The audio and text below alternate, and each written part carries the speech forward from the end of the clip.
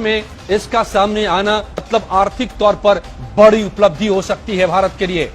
6 corona मरीजों पर सफल परीक्षण किया गया है। जो खबर आ रही है, वैक्सीन के शुरुआती नतीजे सकारात्मक पाए गए हैं। पीजीआई चंडीगढ़ में 6 मरीजों को यह वैक्सीन लगाया गया और सबकी हालत बेहतर हुई। वैक्सीन के बाद भारत में वैक्सीन का सफल परीक्षण, पीजीआई चंडीगढ़ में सफल परीक्षण। क्या अब आने वाले दिनों में वैक्सीन मिलना शुरू हो जाएगा, मतलब बीमारी से बचाव का रास्ता तैयार हो जाएगा। कई ऐसी बीमारियां हैं जिनका वैक्सीन उस बीमारी से बचाव, ढाल का काम करता है। क्या वो हमें ढाल मिल गया है?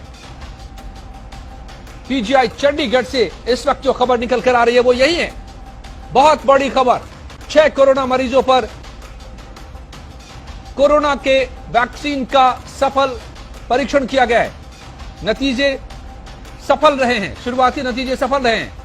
एक ट्रायल का प्रोसेस होता है जिसको फॉलो करना होता है और किया जा रहा है। आपको बताएं, 3 दर्जन के करीब दुनिया की बड़ी से बड़ी कंपनियां लगी हुई हैं, सरकारी संस्थान लगे हुए,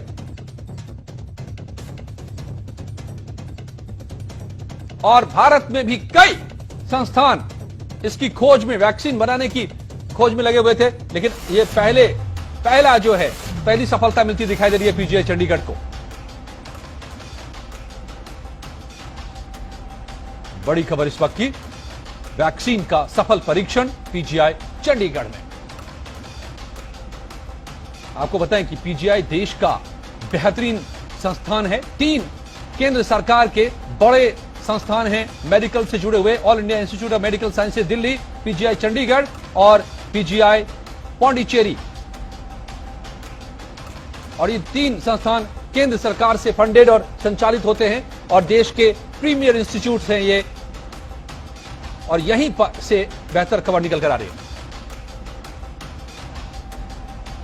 उमेश शर्मा हमारे संवाददाता चंडीगढ़ से जुड़ गए हैं। उमेश, क्या ये जानकारी निकल कर आ रही है? जी देखिए, बड़ी एक राहत की खबर कहें, बड़ी एक सुकून की खबर कहें कि पीजीआई चंडीगढ़ से निकलकर जो आई है, क्योंकि कुछ दिन पहले जब देश के 3 बड़े अस्पतालों को एमडब्ल्यू वैक्सीन के ट्रायल का जिम्मा सौंपा गया था, दिल्ली एम्स भोपाल और पीजीआई चंडीगढ़, तो पीजीआई चंडीगढ़ से जो खबर निकल कर आई वो ये निकल कर आ रही है कि 6 मरीजों पर इसका ट्रायल हुआ और उसके जो परिणाम, यानी कि जो राहत की बात है कि उन मरीजों पर इसका असर देखने को मिल रहा है।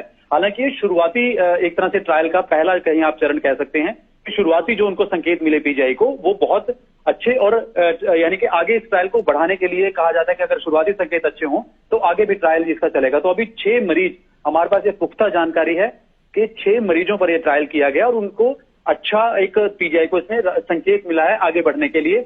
और इसमें एक बात और ऐड मैं करना चाहूंगा कि ये, क्योंकि जो वैक्सीन है ये बेसिकली इम्यून बूस्टर है और क्रिटिकल पेशेंट को दी जाती है, क्योंकि वायरस से अगर आप लड़ेंगे तो इम्यून को बूस्ट करना है। तो ये शुरुआती जो हमें जानकारी मिली कि 6 मरीजों पर इसका भी ट्रायल किया गया और नतीजे जो है वो सकारात्मक रहे हैं। जी, तो क्या आगे इसका रास्ता क्या है? मतलब कि कितना और वक्त लग सकता है इसको? क्या कब से मरीजों को ये मिलना शुरू हो सकता है?